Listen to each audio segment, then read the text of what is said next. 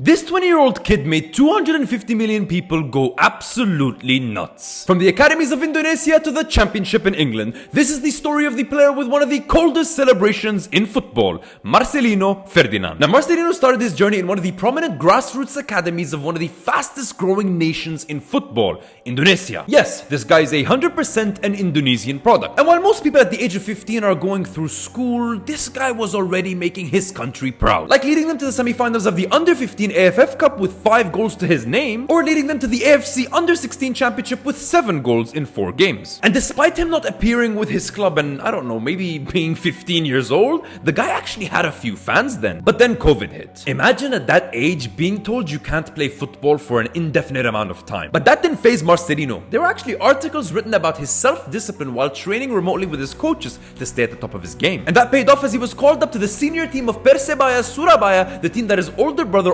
Octavianus Fernando played for. At just 16 and a half years old, he became the youngest ever player to represent Persebaya and actually almost scored this banger on his debut. And after his great performances at the Menpora Cup, he was officially signed to Persebaya. And it was actually insane how important he was for the team at such a young age. In August of that year, he was called up to the Under-18 national team by Indonesian manager Shin Tae-yong, but coach Aji Santoso from Persebaya actually asked him to delay his departure because they wanted him to start playing with the team. And soon later, at just 17 years and 2 days old, he became one of the youngest players to debut in the Indonesian Liga 1. 1 month later, he was named by The Guardian as one of the 60 most promising players of the next generation. And then 1 month later, he scores his first ever goal for Persebaya by equalizing against their biggest rivals to become the youngest ever scorer in Indonesia and win Goal of the Month. And he followed that with a season of insane achievements. 3 goals and 5 assists in his next 8 games, 7 Young Player of the Week award, 2 Young Player of the Month award, a national team call-up in January to become Indonesia's youngest ever player, and the 2021-2022 Indonesian Young Player of the Season. Bro, what the hell has his career been until now? He's not even 17 years old yet. And he didn't stop there. He led Indonesia to 3rd place at the 2021 SEA Games, and he became the youngest ever goal scorer for Indonesia when he scored this in the 2023 Asian Cup qualifiers. And how do you think he follows that up? This 94th minute winner to kick off the next season for Persebaya.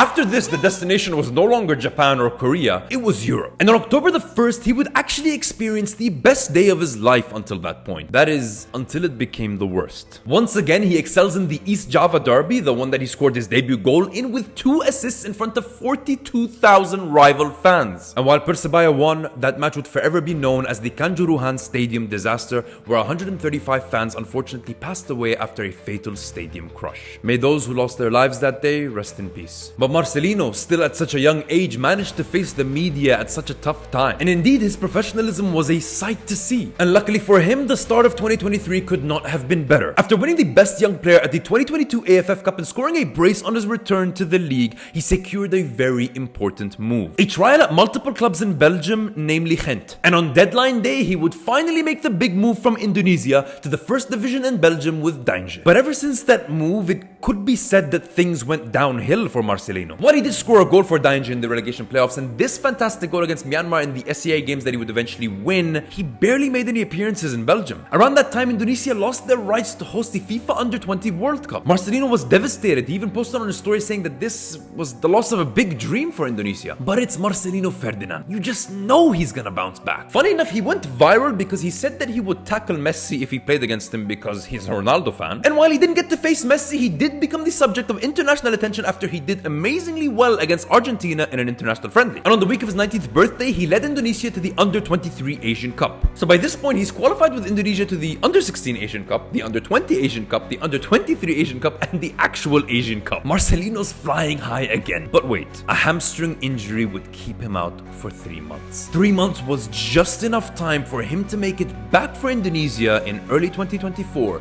for the Asian Cup in Qatar. Now tell me, who do you think scored Indonesia's first goal at the Asian Cup since 2007? Marselino Ferdinan, the youngest Indonesian goal scorer at the Asian Cup. And while they didn't make it past the round of 16, Marselino was one of the players that really sowed the seeds of hope for Indonesia's future at the 2027 Asian Cup. But club football wasn't going too well for Marselino. With Dainge, he would only play a total of 17 minutes for the rest of the season. But at least he was getting full games for the national team and putting in excellent performances, right? Like this brace on the road to Indonesia's semi-final appearance at the Under-23 Asian Cup, which almost saw them qualify for the Olympics. But for what seemed like the first time in his career, Marselino Ferdinan was subject to heavy criticism. Indonesian fans on social media, sometimes known as netizens, actually blasted him for his apparent selfish behavior in games, which they believe led to Indonesia's failure to qualify for the Olympics. And then his contract ended with Danger, and they didn't renew his contract. Marselino was a free agent. But not to worry. New boys at the level, Oxford United have just announced the signing of the Indonesian international striker Marselino Ferdinan. But besides the Asian Cup, 2024 was really the worst year for Marselino as a footballer. Until today, he hasn't made a senior appearance for Oxford, and he was getting criticized for his recent national team performances. Until last week. Indonesia were winless in 5 games of the Asian qualifiers, but still had hopes of moving up the table for a World Cup spot. Who would they face next? Saudi Arabia. They drew 1-1 in Jeddah, but now it was time for a match in Jakarta. And Marselino Ferdinan would send more than 250 million Indonesians ballistic with the performance of a lifetime. In the first half, he scores this beautiful finish to send the Indonesian fans into a roar.